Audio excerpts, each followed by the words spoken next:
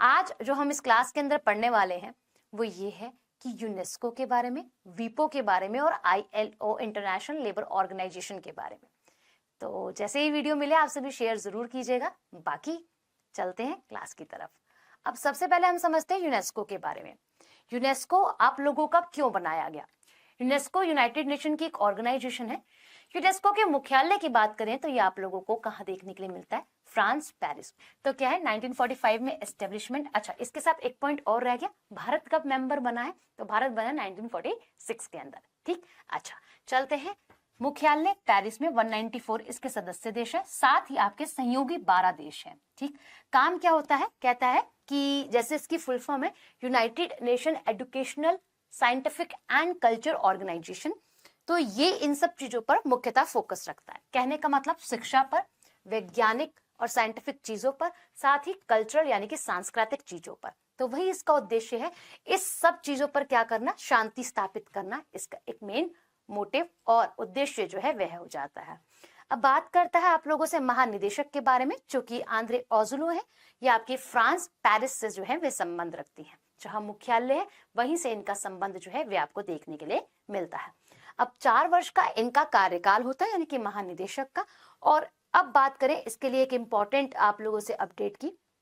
जब आप लोगों को 14th सेशन था 1966 के समय पर यूनेस्को का, तो उसके अंदर डिक्लेयर किया गया था कि हम अंतरराष्ट्रीय स्तर पे एक साक्षरता दिवस जो है वे सेलिब्रेट करेंगे, यानी कि इंटरनेशनल लेवल पर एक लिटरेसी डे जो है वो डिसाइड करेंगे।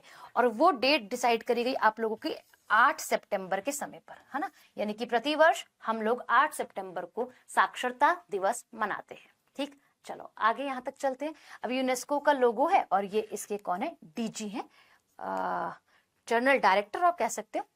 आगे चलते हैं। कहता है, अच्छा यूनेस्को में हम सभी जानते हैं कि हमारी कुछ साइट्स भी इंक्लूडेड है भारत की, जो कि 42 है। लास्ट ईयर आप सभी कह सकते हो शांति निकेतन और होयसल टेम्पल्स को ऐड किया गया था।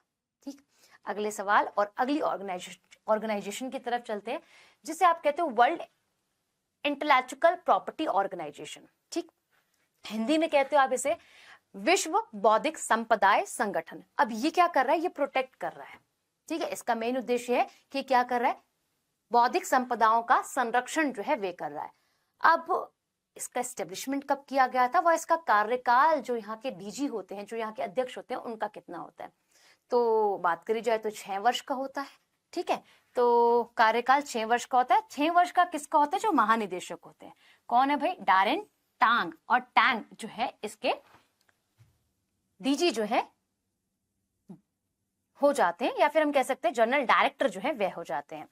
अब बात की जाए आप लोगों से, 1967 में इसका गठन किया गया था जेनेवा के अंदर, स्विट्जरलैंड में इसका मुख्यालय आपको देखने के लिए मिलता है।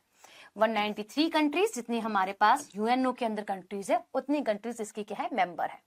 अब बात की जाए यहाँ पर, प्रत्येक 26 अप्रैल को विश्व बौद्धिक संपदा दिवस जो है वह सेलिब्रेट जो है किया जाता है। ठीक, अब आपको यहाँ पे लोगो दिख रहा है और साथ ही यहाँ पे आप लोगों को इसके महानिदेशक जो है वह दिखाई दे रहे हैं भाई।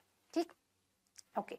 अब टाइप्स ऑफ इंटेलेक्चुअल प्रॉपर्टीज यानी कि बौद्धिक संपदाओं के कुछ प्रकार हैं। जैसे कि अगर हम बात करें कॉपीराइट, आपके इंडस्ट्रियल डिजाइन, औद्योगिक डिजाइन, साथ ही अगर हम बात करें पेटेंट, ज्योग्राफिकल इंडिकेशंस, भौगोलिक संकेतक, साथ ही ट्रेडमार्क और ट्रेड आप लोगों के सीक्रेट्स यानी कि व्यापार रहस्य। भारत 1975 में इसका सदस्य जो है वह बनता है। कब एस्टेब्लिशमेंट की जाती है? 1967 में करी जाती है और भारत जाके 75 में इसका मेंबर बनता है भाई। ठीक, अब क्या है आप लोगों के लिए? ILO आ जाता है, जो कि आप लोगों का अंतरराष्ट्रीय श्रम संगठन है। ये हम कह सकते हैं कि यूनेस्को में ऐड होने वाला सबसे पहला क्या है आप लोगों का? एक एजेंसी है यूनेस्को, इसकी UNO की। अब इसके अंदर ये जानना भी बहुत जरूरी है, क्योंकि इसकी एस्टेब्लिशमेंट 1919 के अंदर कर दी गई थी। जब आप कहोगे कि विश्व युद्ध समाप्त हुआ था 1918 के अंदर प्रथम, और 1919 में श्रम से जुड़ा हुआ एक संगठन जो है वे बनता है। ठीक, जिसे हम बोलते हैं इंटरनेशनल लेबर ऑर्गेनाइजेशन। प्रति वर्ष 1 मई को आप लोग लेबर डे के रूप में भी सेलिब्रेट जो है वे करते हैं। चले जानते हैं इसके बारे में। तो ये यही बता रहा है कि 1919 में इसको क्या किया था? इसको इसकी एक संधि करी गई थी, इसे एस्टेब्लिश किया गया था और समय था अप्रैल का 1919 में। ठीक है, 1946 में आप क्या कह सकते हो आप सभी से कि ये स्पेशल एजेंसी जो है वो किसका बन गया मैम? यूएनओ की स्पेशल एजेंसी जो है वे बन जाती है। इसका उद्देश्य क्या है? इसका उद्देश्य सिंपल सा है कि जो अंतर्राष्ट्रीय श्रम किया जा रहा है ना, अब श्रमिक से श्रम तो ले लिया जाता है, मजदूरी तो ले ली जाती है और उससे एक्स्ट्रा काम भी करवाया जाता है, तो उसको उसके राइट्स के बारे में जागरूक करना सबसे बड़ा चीज, कि आपके जो आप काम कर रहे हो वो आप लोगों से कोई क्या न करवा सके, एक्स्ट्रा काम ना करवा सके। अगर एक्स्ट्रा काम करवा रहे तो पेमेंट करें, है ना भाई। तो अब बात करी जाए आप सभी से सामाजिक और आर्थिक न्याय को आगे बढ़ाने के लिए मजदूरों के लिए ये दिवस, और हम कह सकते दिवस क्या, संगठन जो है वे बनाया गया। अब जेनेवा स्विट्जरलैंड में इसका मुख्यालय और 187 कंट्रीज इसकी मेंबर कंट्रीज जो है वे हो जाती है। यहाँ पे वर्तमान आप लोगों के महानिदेशक कौन हो जाते हैं? गिलबर्ट होंगबो जो है वह हो जाते हैं। साथ ही इनका जो कार्यकाल होता है वो 5 वर्ष का आपको देखने के लिए मिलता है। ठीक, अब आपको यहाँ पे दोनों के दोनों लोगो और इमेज यहाँ पे देखने के लिए मिल रही है।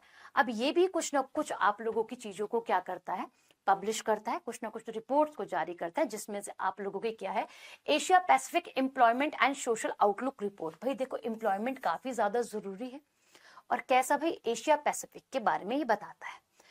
ग्लोबल वेज रिपोर्ट बताता है, वैश्विक मजदूरी रिपोर्ट के बारे में ये बताता है, वेजेस के बारे में।